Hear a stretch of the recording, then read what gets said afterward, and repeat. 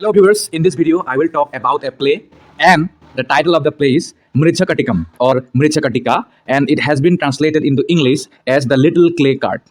It is a 10-act Sanskrit drama, and the writer of this play, it is not clearly known. That's why it is attributed to Shudraka, and he was an ancient playwright who had possibly written it in the 5th century. And if you talk about Shudraka, his complete information is not available. Most of the sources refer to him as Avira king, 3rd century Avira king, though we don't know whether it is true or not. Okay, now let's try to know about the play. In the play, Charudatta is a generous young Brahman who, through his charitable contribution to unlucky friends and the general public welfare, and he has several impoverished himself. He was severely impoverished himself due to his limitless charity. Then, though deserted by most of his friends and embarrassed by deteriorating living condition, he had maintained his reputation in Ujjaini as an honest and upright man with a rare gift of wisdom, and many important men continued to seek his counsel. So here we have got our protagonist. This play's protagonist is Charudatta, and he is a generous young Brahmin who had left no stone unturned to help people with whatever he had, and he had sacrificed so much. At last, his own family was broke. Okay, so that kind of thing happened to him. But despite that, despite his deteriorating living condition, he had not left honesty and uprightness. But owing to his poverty and lack of financial power, many of his friends had left him. Okay, but despite that, most of the people in his place called Ujjaini, they tried to take help from him in many matters. Then, though he was happily married and the recent father of a young son called Rohasena, Charudatta was enamored of another woman called Basansena. She was a courtesan of great wealth and reputation, and at a chance encounter at the temple of Kama, she returned his affection. Though the matter was complicated when Basansena finds herself pursued by Samasthanaka.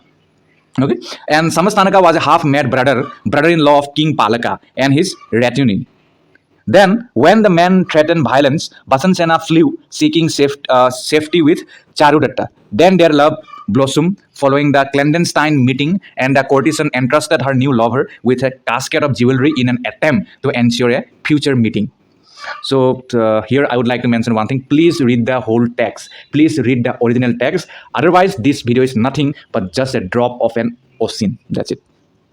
So moving on. But her plan was thwarted, however, when a thief called Sarvalika entered Charudatta's home and stole the jewels in an elaborate scheme to buy the freedom of his lover called Maranika, who was Vasansena's slave and confidante.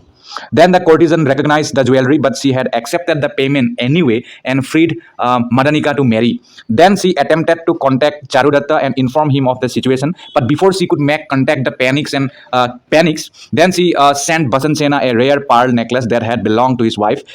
He sent rare pearl necklace that had belonged to his wife, a gift in great excess of the value of the stolen jewelry. Then, in recognition of this, Charudatta's friend Maitriya, he cautioned the Brahman against further association, fearing that Basansena was at worst scheming to take from Charudatta the few possessions he still had, and at best and a good intention bastion of bad luck and disaster.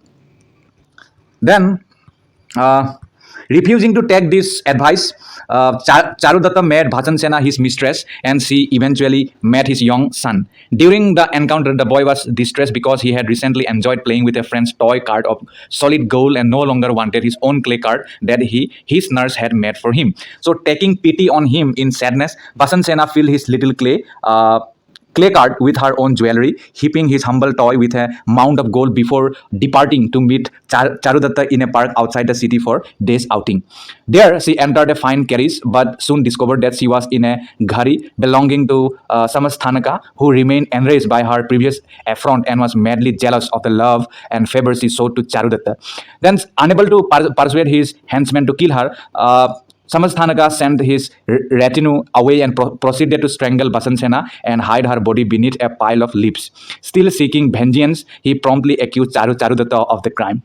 So here, as Basansena was also loved, means one-sided love by Samasthanaka. So he had made up his mind that if Basansena will not love him, then Basansena must not be given to or shared to anyone, according to him. So he decided to kill her. So to kill her, that task is given to his companion, but they did not dare to do so. Then at last, Samasthanaka had come forward to kill Basansena, and he had hit her, and then she fell down, and he thought that she might have been dead. Then, in order to hide his crime, that Samasthanaka, he had accused Charudatta of that crime. So in that way, Charudatta will be executed. Though Charudatta proclaimed his innocence, his presence in the park along with his son's possession of Basansena's jewels, it implicates the poverty-stricken man, and he is found guilty and condemned to death by King Palaka. So it is unknown to all. However, the body identified as Basansena was actually another woman. Then Basansena had been revived and befriended by a Buddhist monk who nursed her back to health in a nearby village. Then just as Charudatta faces execution, Basansena appeared, and seeing the excited crowd, intervenes in time to save him from execution and his wife from throwing herself onto the funeral pyre. Then together the three declared themselves a family, and reaching the courts, Basansena told the story of her near death, and following her testimony, then Samasthanaka was arrested, and the good prince Aryaka deposed the wicked king Palaka. Then his first acts as the newly declared sovereign is to restore Charudatta's fortune and make him the king of Kosavati. Then following this goodwill, Charudatta demonstrated in the final act his enduring virtue and charity, appealing to the king for pardon on behalf of Samasthanaka, who was subsequently declared free. And the Buddhist monk who saved the life of Basansena was made the chief of all Biharas. So Basansena was given the title of a wife, and everybody was happy. Nobody had any grouse. So in that way, it ends. I hope you have understood. So it was not so complicated story. That's the ancient love story which is still relevant. That's it. Please read the text.